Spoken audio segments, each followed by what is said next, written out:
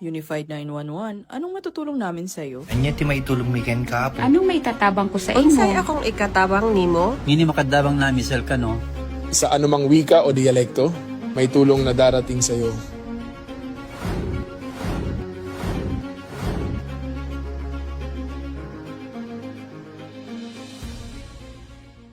Lilingkod sa bawat Pilipino at magbibigay ng tamang impormasyon para sa tahimik at maayos na Pilipinas. Police News Network, alagad ng batas, tagapagtaguyod ng balitang pulis, sandigan ng mamamayan, patnubay ng katotohanan. Kampo Krame, maghahatid ng pinakahuling kaganapan at nagbabagang balita. Ito ang PNN Police News Network. At ngayon, ang inyong mga tagapagbalita. Magandang umaga, bagong Pilipinas. Ako ang inyong tagapagbalita, tagataguyod ng Balitang Pulis. Police Executive Master Sergeant Jonathan De Leon. Ngayon, araw ng Miyerkules, muli nating makakasama bilang guest co-host si Miss Alexandra Faith Garcia, Miss Aura International 2021 winner. Magandang umaga po sa iyo, ma'am. Magandang umaga, Sir Jonathan. Magandang umaga, mga ka-PNN. Huwag po natin kalimutan i-like, i-follow at i-subscribe ang page ng Philippine National Police, Police Community Affairs and Development Group, PKG, tagapag-ugnay at Police News Network. Kami po ay maghahatid sa inyo ng tamang balita, kwento ng pulis at serbisyo para sa mamamayan. At ito ang PNP News Online. Ang pangunahing balita ng Police News Network. Alagad ng batas, tagataguyod ng Balitang Pulis.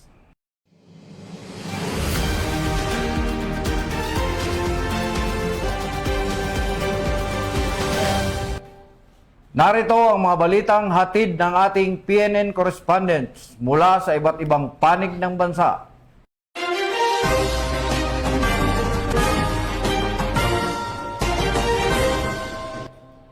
Mas pinaigting ng Albay PPO ang road safety sa pamamagitan ng Motorist Assistance Center na layuning matiyak ang kaligtasan at maayos na biyahe ng mga motorista. Layunin nitong magbigay ng agarang tulong at impormasyon sa mga biyahero bilang bahagi ng kanilang serbisyong nakatuon sa kapakanan ng publiko. Patrolman Corby Flores sa balita. Bilang bahagi ng patuloy na pagsisikap na mapalapit ang serbisyo ng pulisya sa mamamayan, sinuportahan ng Albay Police Provincial Office sa pamumuno ni Police Colonel Noel Donato Nunez ang inaugurasyon at blessing ng Motorist Assistance Center o MAC ng Ligao City Police Station. Isinagawa ang inisyatibong ito, katuwang ang Police Regional Office 5 sa ilalim ng pamumuno ni Police Brigadier General Erosito N. Miranda bilang bahagi ng Ligtas Maharlika Project, Bantay Lansangan, na naglalayong palakasin ang police visibility, mapabilis ang pagtugon sa emerhensya at mapaigting ang seguridad sa mga pangunahing lansangan. Matatagpuan ito sa Purok 3 Barangay Calzada, kahabaan ng Maharlika Highway. Magsisilbing sentro ang pasilidad sa pagtulong sa mga motorista at pagpapatibay ng highway patrol operations. Ipinahayag naman ni Honorable Fernando V. Gonzales, punong lungsod ng Ligao ang kanyang suporta sa proyekto at binigyang diin ang kahalagahan nito sa kaligtasan sa kalsada at ugnayan ng LGU at kapulisan. Ayon kay Police Brigadier General Miranda, ang proyektong ito ay patunay ng layunin ng PNP na mapalapit ang serbisyo sa publiko at matugunan ang kanilang pangangailangan ng mas mabilis. Mula dito sa Albay Police Provincial Office, ako po si Patrolman Corby Flores, nag-uulat para sa Police News Network, bagong PNP para sa bagong Pilipinas, serbisyong mabilis, tapat at nararamdaman. Mahigit 2 milyong piso halaga ng smuggled cigarettes ang nakumpiska ng mga otoridad sa PNP checkpoint operation sa Lanao del Norte.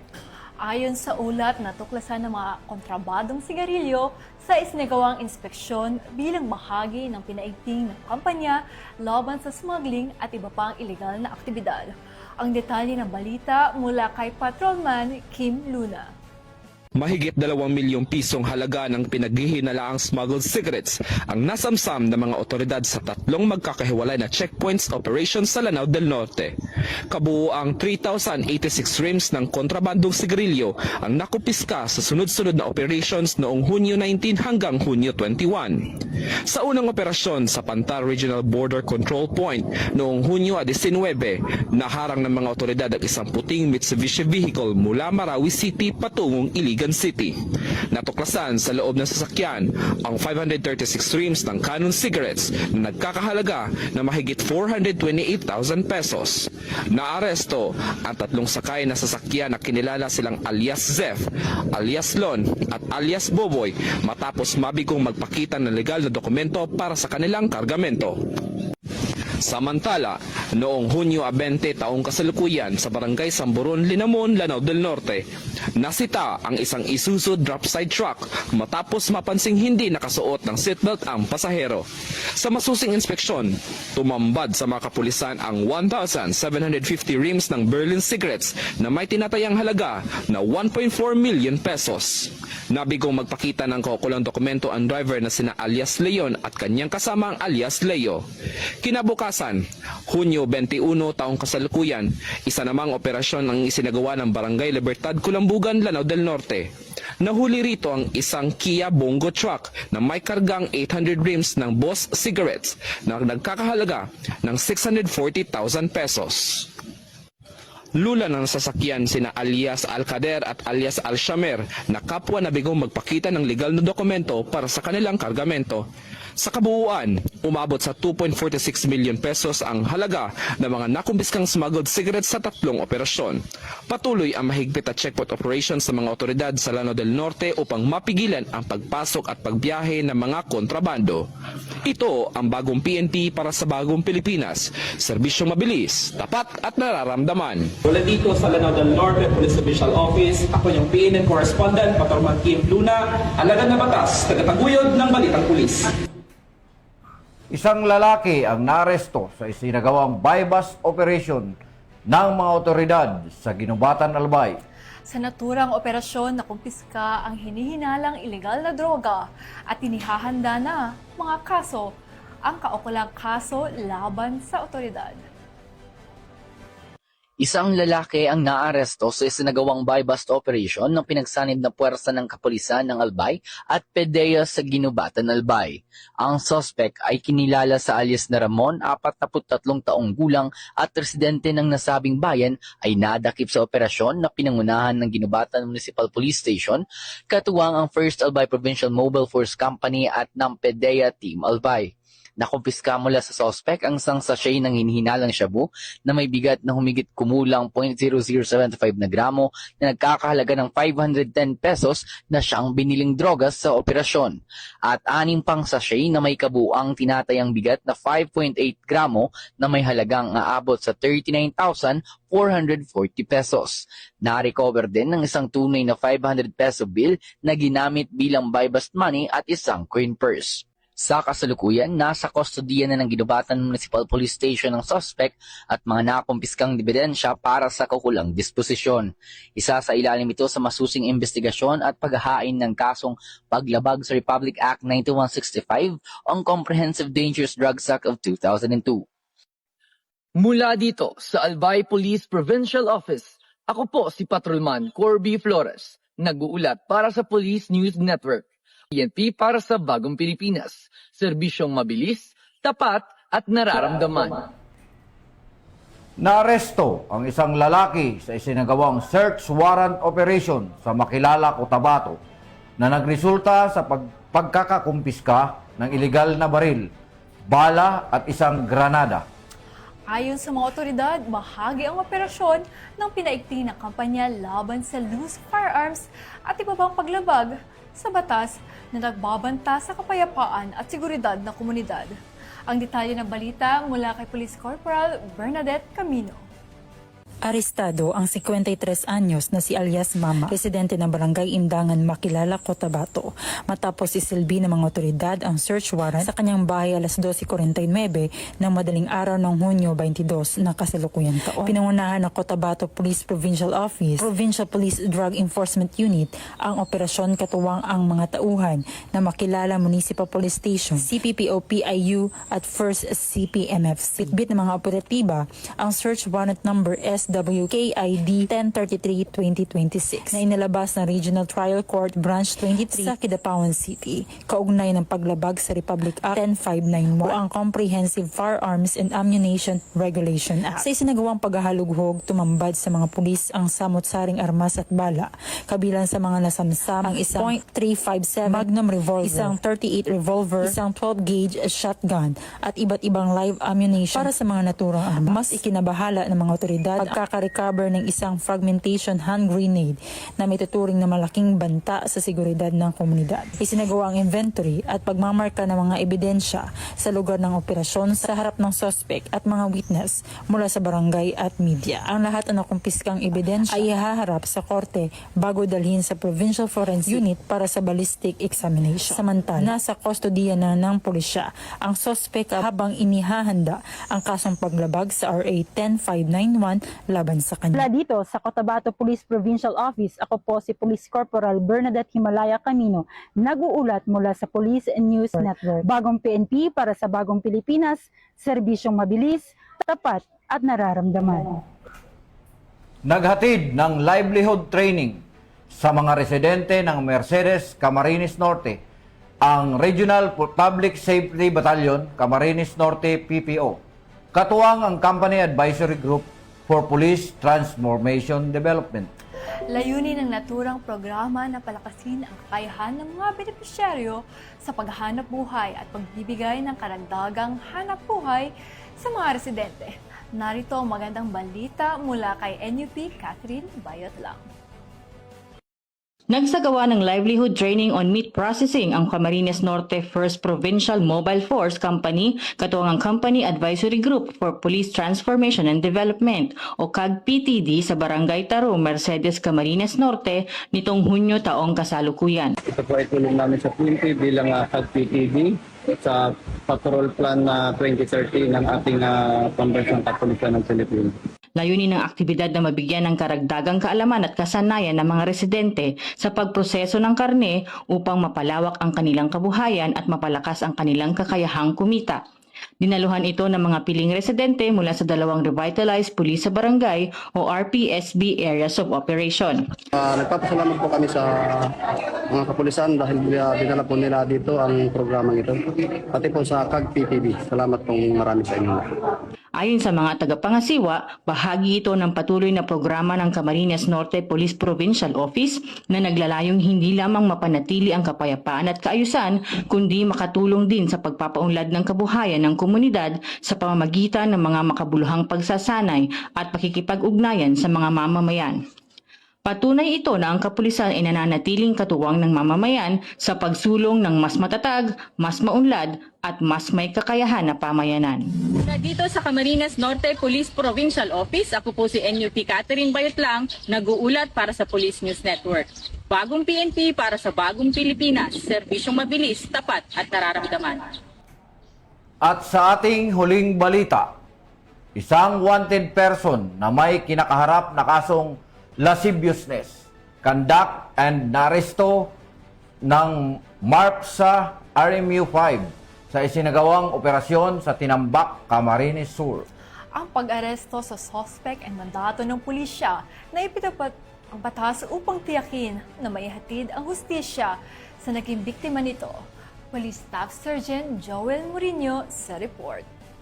Patagumpay na naaresto ng Camarines Sur Maritime Police Station ang isang wanted person sa Tinambak, Camarines Sur. Ang pag-aresto ay sinagawa sa bisa ng warrant of arrest sa kasong lascivious conduct under Section 5B of RA number 7610 o ang Special Protection of Children Against Abuse, Exploitation, and Discrimination Act, nadakated sa criminal case number 26-4498 na inisyu ng Regional Trial Court 5th Judicial Region, Branch 63, Calabanga, Camarines Sur, na may nirekomendang piyansa na 200,000 piso.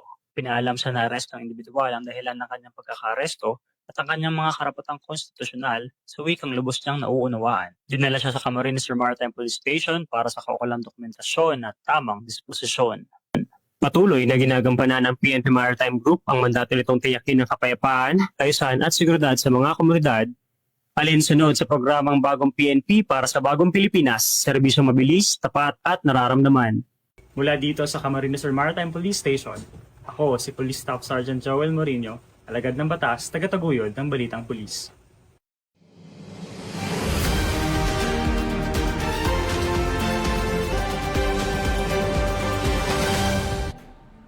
At yan ang mga balitang nakalap ng ating PNN correspondents mula Luzon, Visayas at Mindanao.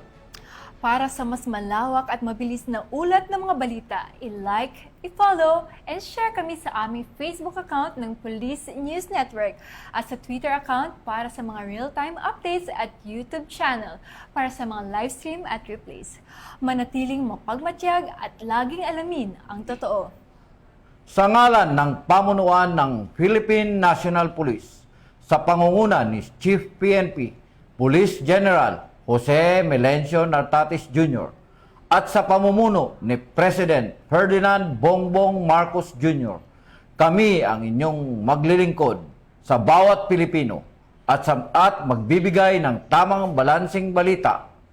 Bago po tayo magtapos, muling nagpapaalala ang pambansang pulisya kaugnay sa nalalapit na parliamentary election sa Bangsamoro Autonomous Region in Muslim Mindanao. Pinaalalahanan ng Philippine National Police ang publiko na manatiling mapanuri at maging mapagmatyag laban sa paglaganap ng fake news, misinformation at disinformation sa iba't ibang online platforms. Labanan ang fake news sa BARM. Ugaliing mag-fact check at magbahagi lamang ng tama at beripikado at mapagkakatiwalaang impormasyon upang mapanatili ang kapayapaan, kaayusan at pagkakaisa sa komunidad. Maraming salamat po, Ma'am Faith, sa pagpapaunlak bilang co-host ng ating programa ngayong umaga. Maraming salamat din po, sir. Maraming salamat mga ka-PNN. Pinapasalamatan at minabati ko rin po sila Chief PNP Police General Jose Melencio Nartatis Jr., Police Major General Roderick Augustus Alba, the Director for Police Community Relations, at PKG Command Group na pinapamunuan ni Police Brigadier General Vina Habano Guzman, Police Colonel Joel Serrano, Police Colonel Adonis Guzman, Police Colonel Joel Ada, sa lahat ng personnel ng Police Community Affairs and Development Group, at sa lahat ng magigiting na pulis sa buong bansa. Maraming salamat sa inyong serbisyo para sa isang ligtas na pamayanan. Mula rito sa tanggapan ng tagapag-ugnay ng Pambansang Pulisya, kami ang inyong tagapagbalita, tagataguyod ng Balitang Pulis. At Miss Alexandra Faith Garcia, Miss Aura International 2021, winner, maghahatid ng tamang balita, kwento ng pulis at serbisyo para sa mamayan. Ito po ang Police News Network, ang pangunahing balita ng Police News Network.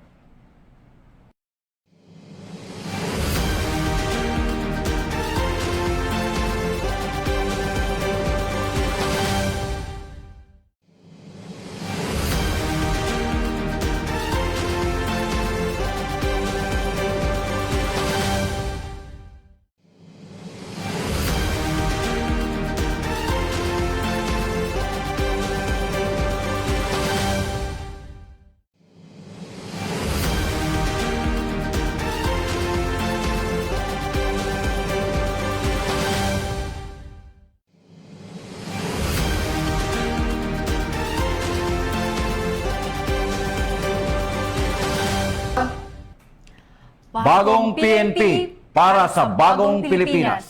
Serbisyong mabilis, tapat at nararamdaman.